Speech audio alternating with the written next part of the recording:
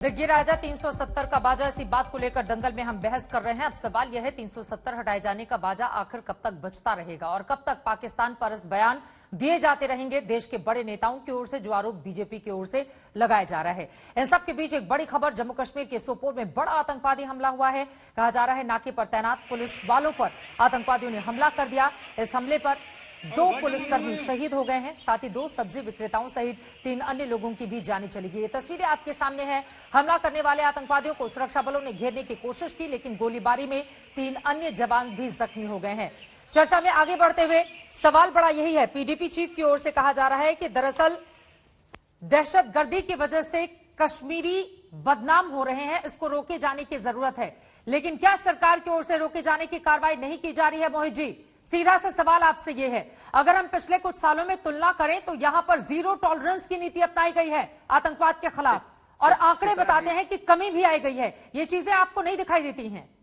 देखिए चित्रा जी, आपने बड़ा सीधा सा सटीक सा सवाल पूछा, मैं सटीक सा जवाब दूंगा।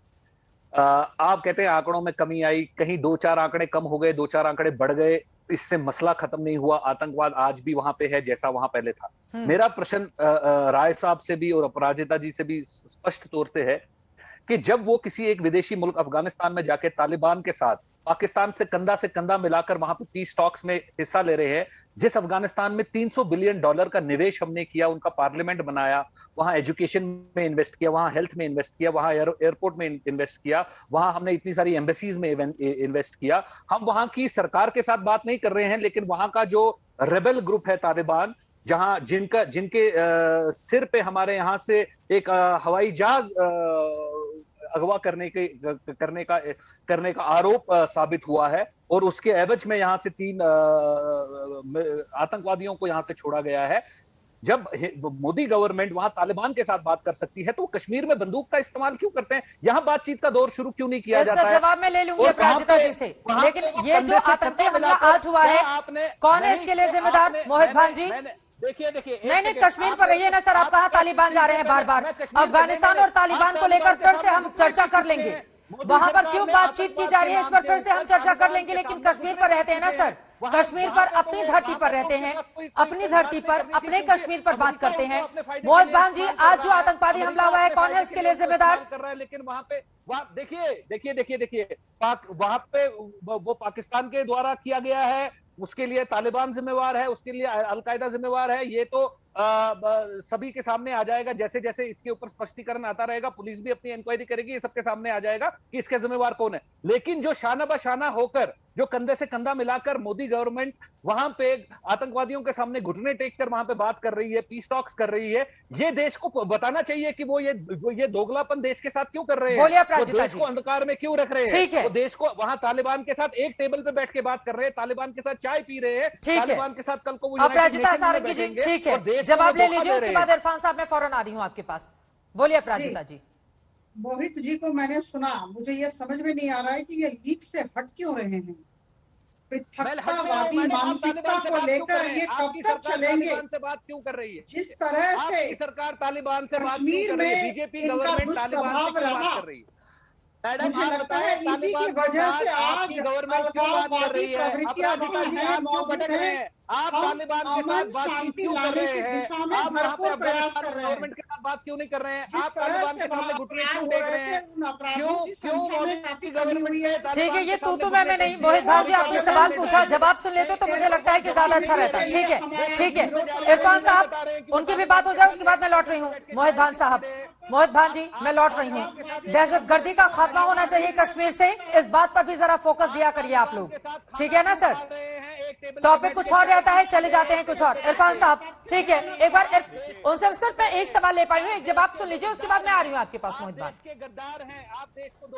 इरफान साहब, लेकिन आप लोग इस बात की तारीफ क्यों नहीं करते? नहीं, सुनिए ना, सुनिए एक सेकेंड सर। शशि थरूर 2020 में तारीफ करते हैं पाकिस्तान की कोरोना से लड़ने में, पाकिस्तान ने बहुत अच्छी भूमिका निभाई। मैं तो जम्मू कश्मीर की बात कर रही हूँ, बॉम्बे हाईकोर्ट की ओर से एग्जाम्पल दिया जा रहा है कि जम्मू कश्मीर में डोर टू डोर वैक्सीनेशन का जो काम चल रहा है भारत सरकार उसको फॉलो करे। आप लोग तो एक रोल मॉडल बन सकते हैं पूरे देश के लिए। एलजी मनोज सिन्हा की ओर से अच्छा काम किया जा रहा है, इस बात की तारीफ क्यों नहीं करते हैं इरफान साहब? आप लोग इस बात पर चुप्पी क्यों साध लेते हैं? आप लोग जो विकास के काम वहां पर किए जा रहे हैं उस बात को क्यों नहीं कहते हैं? आप लोग सिर्फ एक ही एजेंडा लेकर आप लोग आगे क्यों बढ़ते हैं? इरफान साहब, अच्छा काम क्या नहीं हो रहा है वहां पर बीते 2 सालों में? देखिए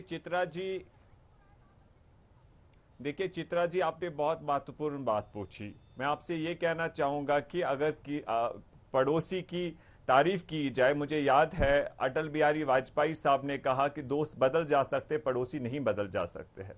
वो इसी भारतीय जनता पार्टी के इसी पार्टी से वो प्रधानमंत्री भी थे। अब चित्रा जी, हम जो बात रख रहे हैं वो पाकिस्तान से मत आप जोड़िए। मैं एक बहुत ही महत्वपूर्ण बात कहने जा रहा हूं। यहां पर जो लोग संविधान में विश्वास रखते थे, ये कहते थे कि एक संविधान के दायरे में हल हो, और दिल्ली के लोग, दिल्ली साइड से सरकार से भी जो लोग थे अक्सर बेशतर कहते थे कि आप संविधान के दायरे में कुछ मांगे। और भारत सरकार ने एक दफा यह भी कहा कि शॉर्ट ऑफ आजादी sky will be the limit.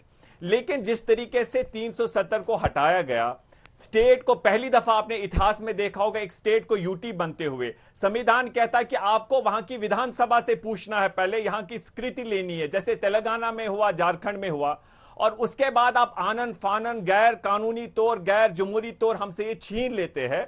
तो अगर इस पे कोई कहता है कि ये गैर जमहूरी और गैर आईनी था, आप और उसे देशद्रोही नहीं कह सकते। हमें संविधान के दायरे में मांग रहे हैं। और चित्रा जी, आप भारत के प्रवक्ता की तरह ना काम तिरंगा लहराता हुआ पसंद नहीं आ रहा है क्या आप लोगों को? सामने बात रखिए। जम्मू कश्मीर एक हिंदुस्तानी की तरह बात कर रहे हैं। मेरी बात मैं मुकम्मल कर रहा हूं, मेरी आपसे गुजारिश और है, आपको मैं भी उसी मुकम्मल तरह कर से रहा बात करनी हूं। चाहिए। मैं आपसे लहराता हुआ तिरंगा अच्छा नहीं लग रहा है क्या आप लोगों कि को? अगर आप भारतीय जनता पार्टी को मदद करना चाहते हैं, ये कह के कि अगर कोई 370 की बहाली की बात करता है वो पाकिस्तान को मदद हुआ, ये कैसी बात कर रहे हैं आप? पहले देखिए संविधान में गुंजाइश है, आप ऐसी बात रख सकते हैं, लीगली भी और कानूनी तौर भी और पॉलिटिकली भी।